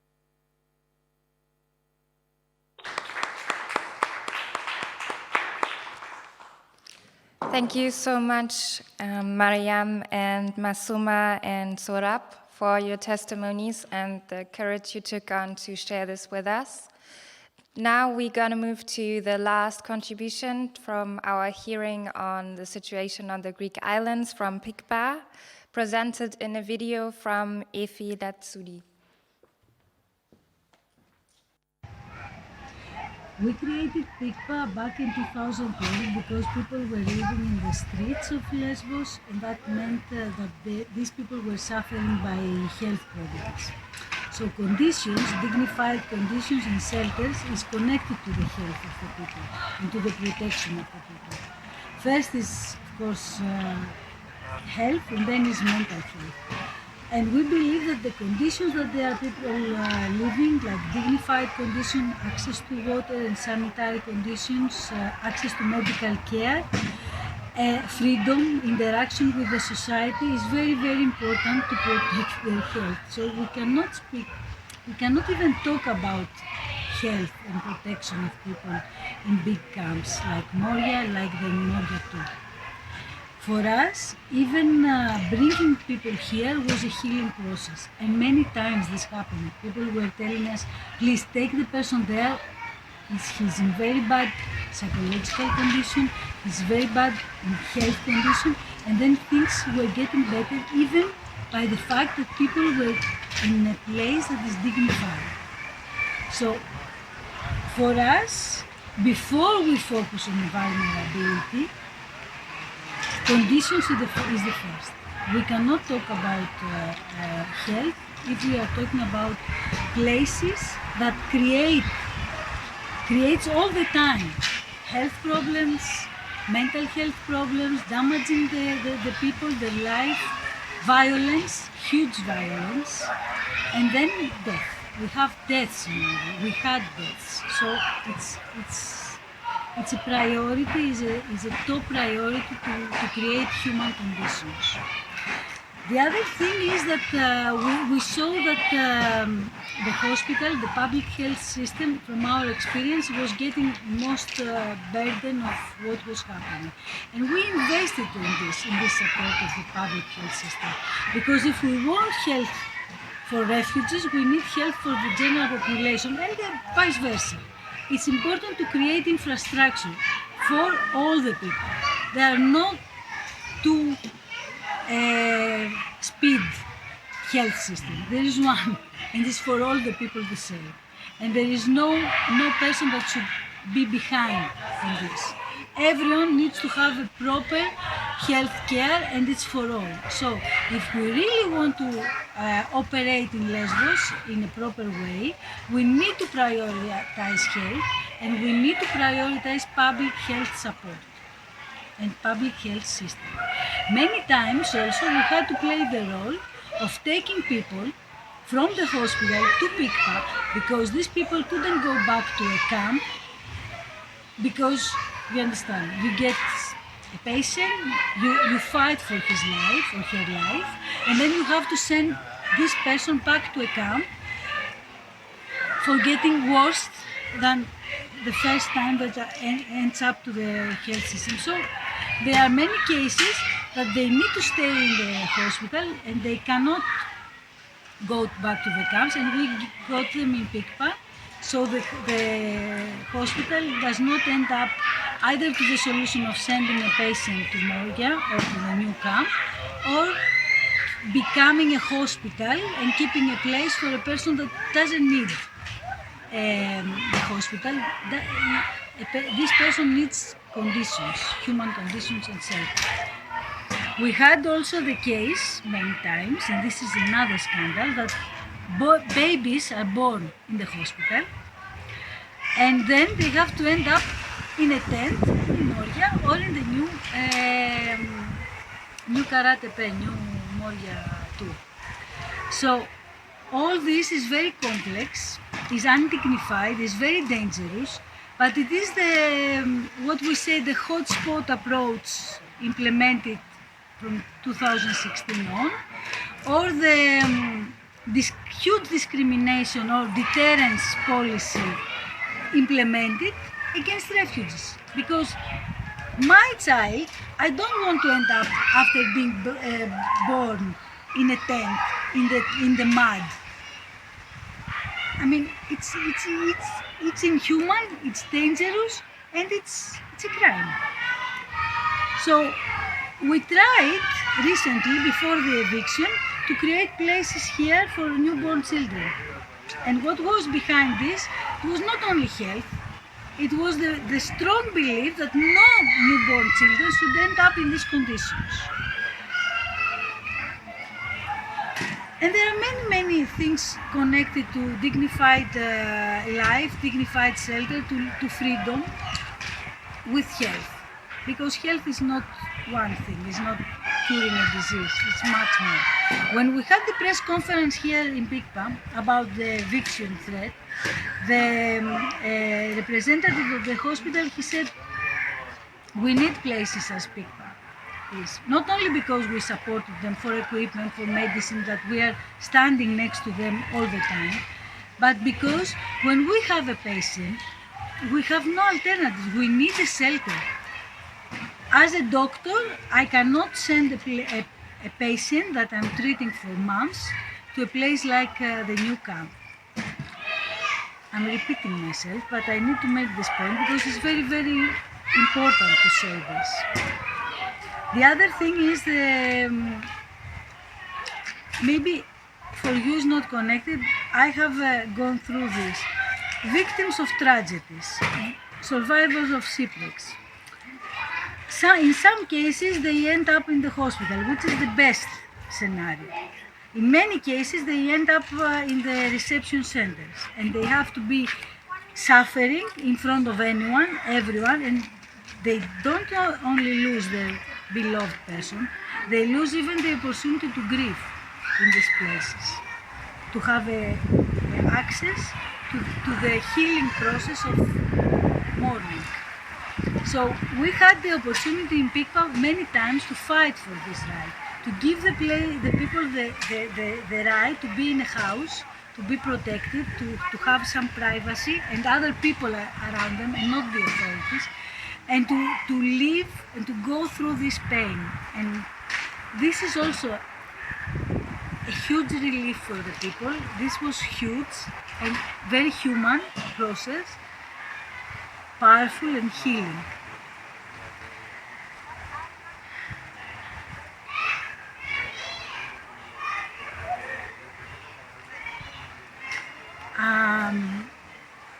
We had many examples of people that they are here or they live or get through Pikpa, and we saw how much the policies implemented on them affect their health. We had people getting sick only because they got a rejection on the asylum, or the asylum office was not giving them access to. We saw this, people literally losing their mind or literally getting very sick because of the asylum process, which and the extreme insecurity they were living in. And this we experienced it a lot in Pikpa, because even though they had dignified conditions, people were suffering from extreme insecurity, from policies that they were against them, and they were putting them in a situation that they didn't have the right to know what is the future of them, what will happen with them. And this is called asylum system implemented in Greece and in Lesvos. So, I don't know, I mean, the last thing like it comes to my mind is 2015 and the hope. We had the case coming from Sikamia. It was not allowed for the citizens of Lesvos to put people in their car. So amazing solidarity people in Sikamia, they put a pregnant woman that she was having a real, she looked very bad because she had a very low blood, I don't know, pressure. She was bad. She was all white. They were feeling fear. They took her in the car, in their car, although violating the law of transferring, contacting the authorities. We have to do this. They brought her here. We were like, okay, we have to go to the hospital immediately. The woman went to the hospital. Her life was saved, and she gave birth. But I remember this face that was full of fear. Arriving here, feeling a little bit relieved, then all the medical treatment, she comes here and she's a different person. Not only because she's safe, because at this moment the borders were open and people were moving, and you saw this face blossoming because she could move. She was on the boat 3 days later. So if we're talking about healing and health, we must talk about policies that are against healthy people, and they are creating actually mental health and health problems.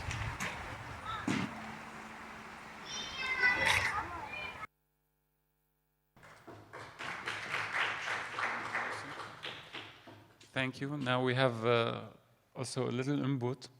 Just comment. 2 sentences, because Effie Latsudi didn't mention it herself. In the beginning, we were listening to refugees who were in the official camps like Moria and Moria 2. And now what we're hearing in the last contribution, it is about Pikpa, which is a local initiative offering shelter for vulnerable people. You have seen behind the buildings where people really can rest, they can cook themselves, they have a decent living there. And this really is a healthy environment for them, which they have nowhere in these official camps. And what I wanted to add at the end now is that Pikpa is constantly under threat of being closed down. Only 1 week ago, the Greek government wanted to close it, and they just could postpone it. But again, the Greek government will try to close down Pikpa because the Greek government and the EU, they don't want refugees to live under such conditions. They want this situation of escalation where people live under conditions like Moria, which make them sick. Thank you.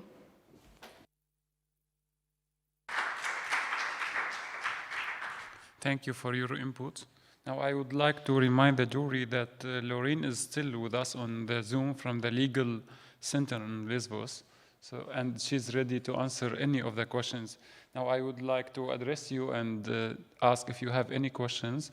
The jury here in person and also online. And I would like to ask you to raise your hand when you have a question, whether in person or online, using the function online, so we can know that you have a question. Any questions? Please go ahead. Thank you very much for your moving and very concerning testimonies about the shocking situation of inadequate healthcare in the Greek camps. I would like to hear a little bit more about the situation, or many of you address the situation of people with disabilities in the camp. So these people are especially vulnerable, as became clear in the cases described in your testimonies, and under international law, they have the right to special care and support. So not only in the EU Reception Directive, but also in the UN Covenant on the Rights of People with Disabilities. And I would just like confirmation that I have understood correctly that in the camps there's absolutely no procedure in place to even identify people with special needs or disabilities, and no provision of special care, and no possibility of getting these people transferred to a different form of accommodation. And my second question is whether you could elaborate a little bit more on the link between the living conditions in the camp. So people are forced to live there under disastrous living conditions in tents with insufficient nutrition, and the link of this and their health condition. So if people come with a bad health condition, how this condition worsens due to living conditions in the camp.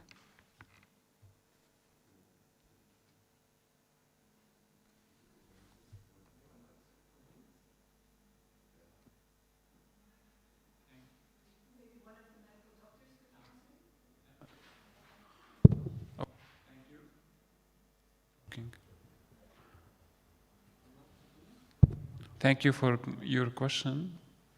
Do we have someone want to answer, maybe from the medical doctors? Yeah, maybe Gerhard Trabert or Jessica Horst. Okay, thank you.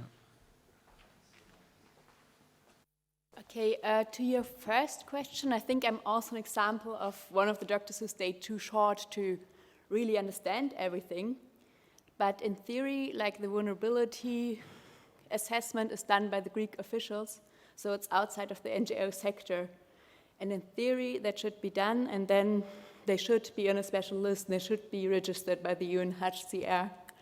And by that, being moved to the main lands. And I think I did see that happen sometimes, but not very often. I would also not agree to the assessments often how they were done. And within the camp, there was different accommodation, and some people were moved to containers, but then that also had disadvantages, like the containers had to be shared with more people instead of the tents, so it was not always the better possibility. And for the second question, I think there's loads of examples how the living conditions had very negative effects on the people's health. From coming to stomach pain because of the bad food to constipation. And for me, the medical frustration was like, of course I can give medicine for this, but it won't help if the food stays the same. Or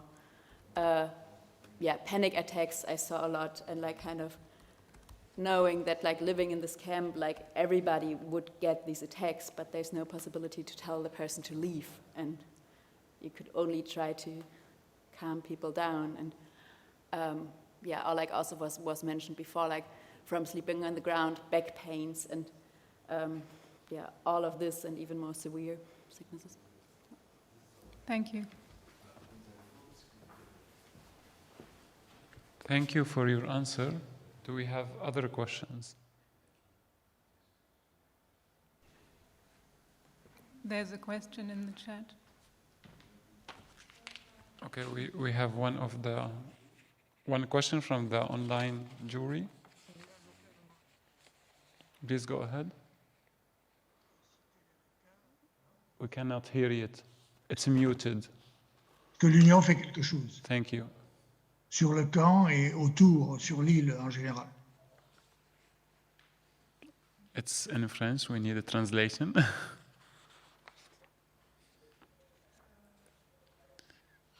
Can you please? Yeah. Thank you. We have volunteer translator. She's coming. Est-ce que vous pouvez répéter la question? Oui, ma question est de savoir si, sur le camp ou plus généralement sur l'île, il y a une présence de l'Union européenne, et si oui, qu'est-ce qu'elle fait? Est-ce qu'elle a une utilité quelconque? Est-ce qu'elle intervient? Est-ce qu'elle transmet la réalité à Bruxelles? Est-ce qu'il y a des interventions positives de l'Union européenne? Okay. Is there a presence of the EU on the island? And is this EU presence permit to talk about the reality on the camps, or there is not?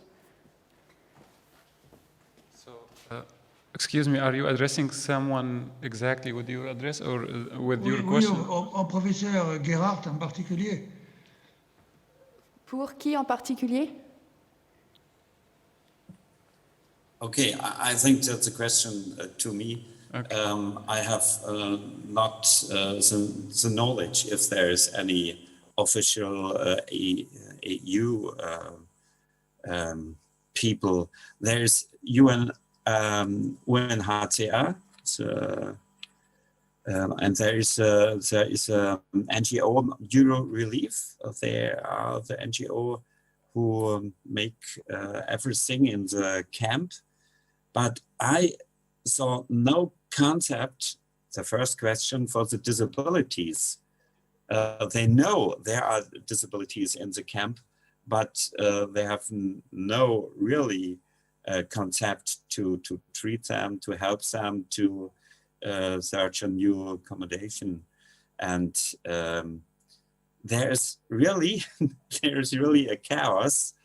And there are sometimes meetings with all NGOs, but my impression, but it's only very personality impression, is that there is not really a good communication between all actors in that area. But maybe Mariam can tell more. You have the experience, not I. Okay, merci. Yes. Hello, can I add something about this? Hello? Yes, please, go ahead. Okay. Yes, based on this question, really there is no any specific procedure for people with disabilities. Actually, they know the people when they arrive, they registered, and also during the asylum for the first registration in the asylum office also. They know, they told about their health problems, but there is no any priorities, not giving the priorities for them to, in order to proceed faster their asylum process, and also for the accommodation. All these requests should be done by themselves, by the refugees. And unfortunately, because lack of information, lack of giving the information to the refugees, just by the arriving, putting to the tent and following the lines, the food line and also the another line, just the people busy like that. And this is a lack of information. The people doesn't know the asylum procedure, and they don't know where should go to apply for the accommodation, and they, where should go for the follow-up the treatment, and how can to advocate their right. And this is a big problem here, lack of the coordination and cooperation between the actors here inside of the camp. There is no any attention for the people with the disability, and also for the people with the serious health problem, mental and psychologist problem. And these things affected for the people with the disability and health problem, they keep in the long time in the difficult condition and cannot move to reach themselves to the medical attention. Thank you. Thank you. We have now a little comment. Oh, sorry. Excuse me. I have a question as well. Yes, please go ahead. Okay, we have just a quick comment about the last question, also from Ramona here in prison. Very quick comment to the role of the European Union. All that we've heard is a product of European Union politics. They invented this hotspot idea, and this is and the European Union, of course, is present there with the EASO, the European Asylum Agency, with Frontex protecting the borders and not doing anything for sick people there. So all we've seen is a product of European Union migration politics. Okay, thank you for your answer and comment. And now, can we go back to the jury? You had the question. Please go ahead. Yes, thank you. Thank you so much for providing your testimonies. I'm really humbled by your courage and really appreciate you telling us about your painful experiences. I have two questions. One from Mariam. I was wondering if you could explain a bit further the lack of trust between the migrants and the medical staff that you mentioned. Why do you think it comes about? Is it because they can't really establish a personal relationship because the numbers are so disproportionate, or there's something else that you would want to tell us about? And also for the representatives of the Pikpa Camp, where does the funding for Pikpa Camp come from? And what exactly is the Greek government doing right now to make sure that the camp is closed down? So what sort of legal excuses have they come up with? And what do you think we can do about it? What do you suggest we do about it to help you make sure that the camp stays open? Thank you. Okay.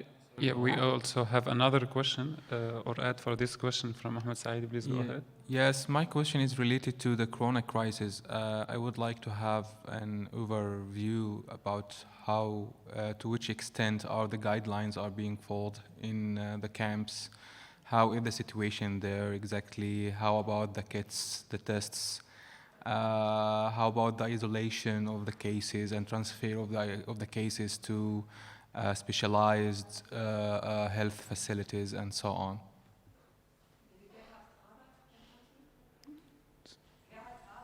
Yeah. Okay. So the suggestion is that this question is to Mr. Gerhard to answer this question, since he was presented there during this time. Can we go back to the screen? Thank you. Okay. I have no idea how is the procedure for COVID-19 for Corona patients. I can saw a tent. They make every refugee will come in the new camp. They make an examination. They make a test, and there is one area. The people came in that area when they have to wait of the result of the test. And there's another area in that big camp with positive tested people. But I have no idea what treatment. There is no treatment. Yeah, a lot of people ask me when I work on the street in Lesvos, what can you do? I can nothing do. Yeah, and it was so terrible.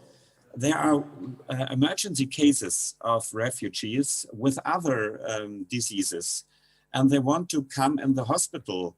And the hospital said, no, you cannot come in the hospital, only you have a negative corona test. But they have no possibility to make a negative corona test. There was an emergency case. There was a violence, and one people was injured with a knife. And in the night, they asked me, can you come, doctor, please? Because the ambulance will not come. Nobody will come. Yes, and I have no imagine how is it really the concept to make the test, to isolate the people, to separate the people, and to treat the people. There is no concept, but you have to ask the people who work as a special medical NGO. It's from Norway, and but I don't understand what they really do for that people in that case. But Mariam, you can tell more than I. And also Armut, the interpreter of one of the women giving testimony, he's part of the Moria Corona Awareness Team. And this is a self-organization of refugees who did Corona awareness in the camp. And he can also answer that question. Yeah, yeah.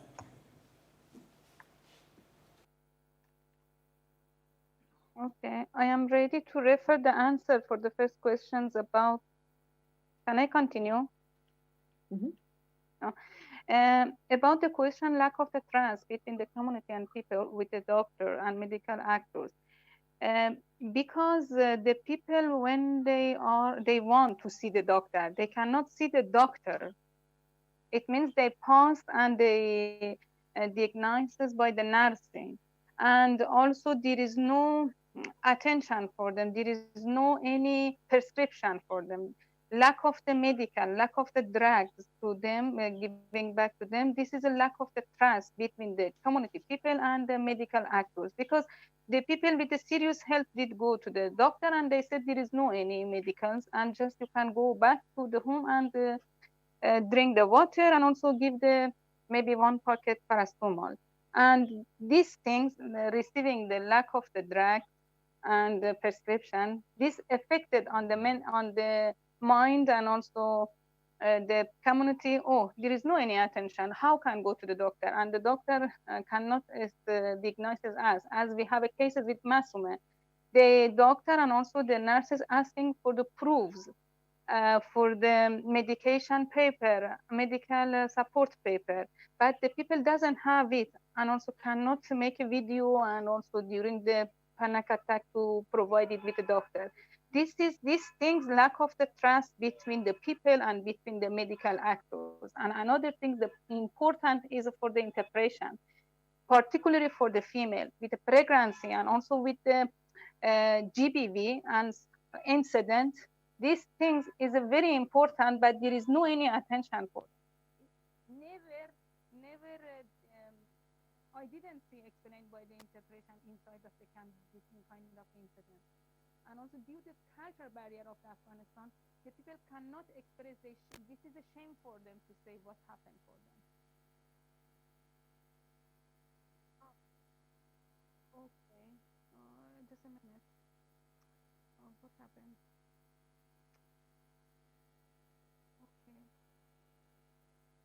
Yes, now you hear me. Can you adjust the sound? Now you hear me. Now. No, we cannot hear you. It's away. It's like What? muted or yeah. Now it's better. Now is it better? Mm-hmm. Thank you. And the video is closed. Can you please open the video? Yes, it is open. Oh. Okay, let's try to switch to that screen.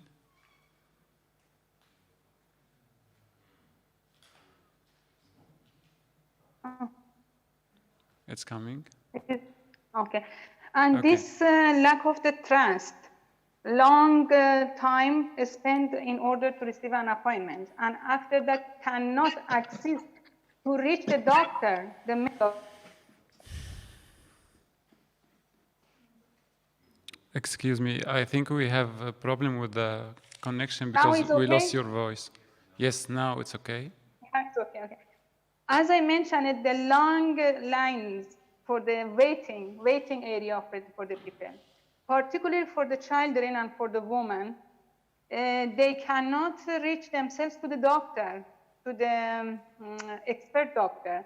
Just they tested by the nursery or in the gate of the medical actors. No, you don't have any problem. We cannot see you. You can go to inside of the camp, or you can come tomorrow. These things, a lack of the trust between the community and between the medical actors. And actually, the medical actors just is, as I see, there is a lot of the door and also line should be passed in order one person to reach themselves to the expert, the doctor. And lack of the doctor, lack of the nurse, and a lot of the people with the health problem. This make a problem between the trusting. And another thing I want to add you about the COVID, this is a very important.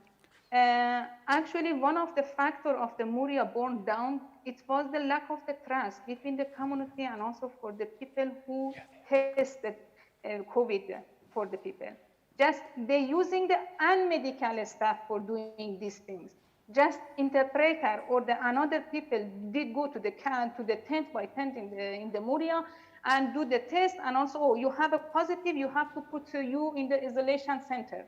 These things, lack of the trust, affected on this incident also. The people started the violence and also started against of the COVID test. We are not believe this kind of the test because it is not done by the doctor. It is not done by any things, just we know them. This is the things also affected. All these things is during the COVID and also for the trusting and also lack of the facilitation and lack of the staff for the health medical actors inside of the camp. And also there is no any treatment after putting the positive answer, they put in the isolation center. There is no any treatment for them. Just keeping for 1 week, 2 weeks, they still have a symptom of the COVID, and after that, I don't know what will happen for them. Now, just for your information, we have around 50 or 60% with the COVID positive. They are in the new camp isolation center. Other of them is come out. There is no anymore. Thank you so much. Okay, thank you. I have been told also that we have still 2 questions from the jury. We're a little bit behind the schedule, but I would like now to ask the jurors to state the 2 questions directly, and then maybe we have the answers combined for this. Okay, Omid is still. Thank you so okay, much. Yes, so. I will keep it short. First. Thank you so much for your testimony. I hope you can hear me. My question relates to the NGO working conditions. I was wondering if you get a sense of whether there's a systematic attempt to disable the work of NGOs in the sector of health, as there is with regard to the work that is done to save people out on the sea. So do you see a similar attempt to hinder the work of NGOs and volunteers? And your question is to, or open to the participants? It's open. Okay, thank you. Can we also get the second question, and then we move to the comment? The second question, do we have it? I think that may be from me. I want to thank you also very much for the testimony.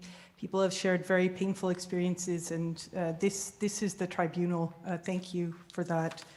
I wanted to ask an open question about the issue of the lack of trust, particularly thinking about what the colleague from Pikpa talked about if we want health for refugees, we need health for the general population and vice versa, and how we can think also about the role of EU and Germany in engineering austerity projects that have depleted public infrastructure, and what this then does in terms of how local residents, Greek people, some are acting in solidarity and some are turned against each other. And wanted really to invite your thoughts on this. Thank you very much. Okay, thank you. Now we would go back to listen to the, do we have another question? Yeah, now the comment, please.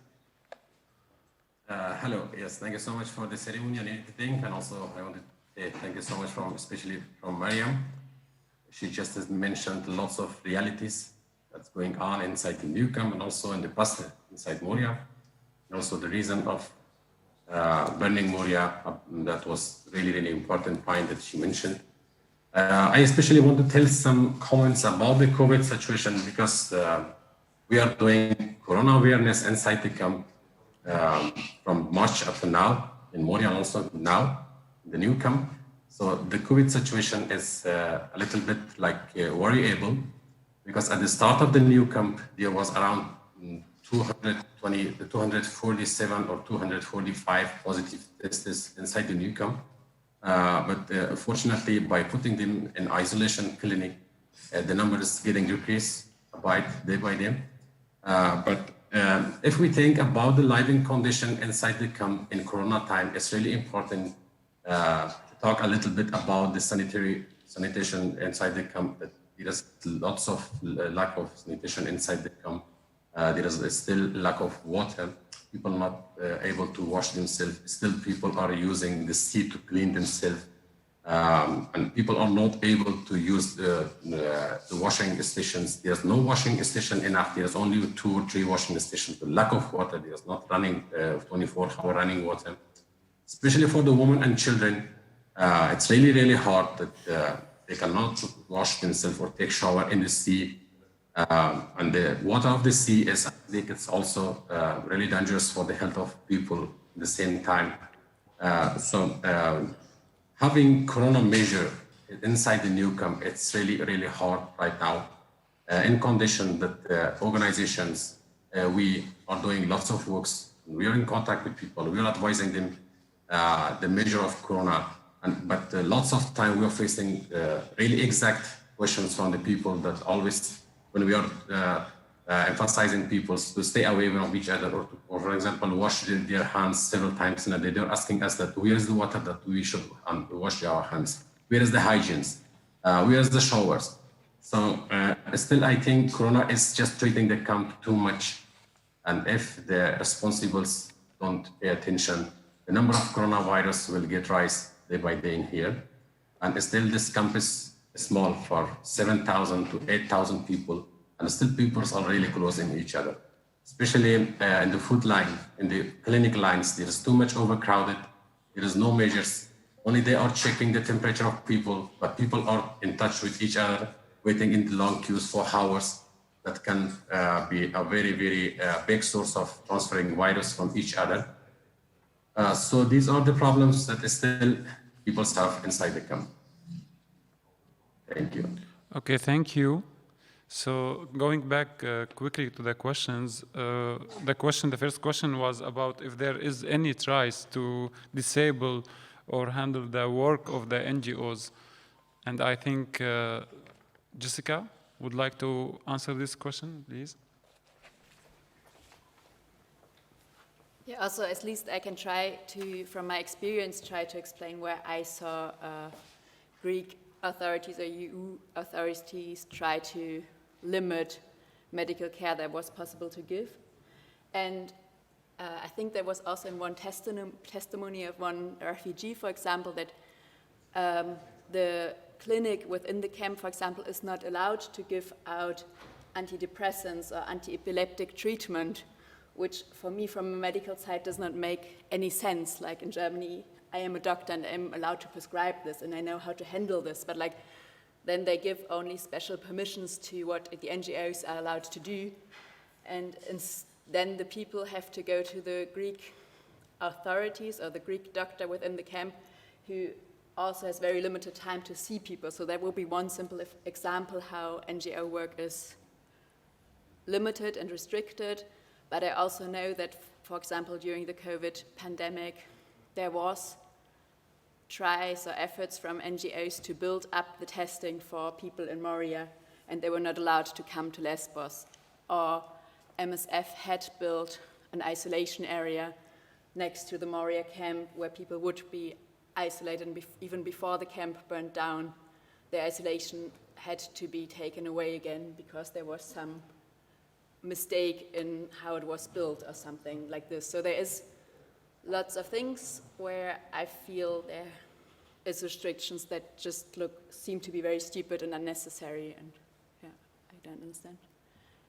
And also like maybe little comment on the distrust from patients to doctors, I can also totally understand, like, because I think the treatment is inefficient and there is just, so many things that happen where I can totally understand if people don't trust the doctors there. And I also did see this as a problem in care. Thank you for your answer. Do we have also another person to answer the second question? Can we see the screen? Maybe Ramona or Lauren from the legal center? Okay, then we keep this answer. And now we're a bit behind the schedule, so we would go to a break. And I would like to announce a little change in the program regarding the criminalization of solidarity. In the program, we announced that someone from Sea-Watch is going to attend and give an input about this point. But now I have been informed that someone from Borderline Europe is going to give this input. Now we're going to a break. We're going back at 11:30. To continue with the fifth hearing, criminalization of solidarity. Thank you. See you.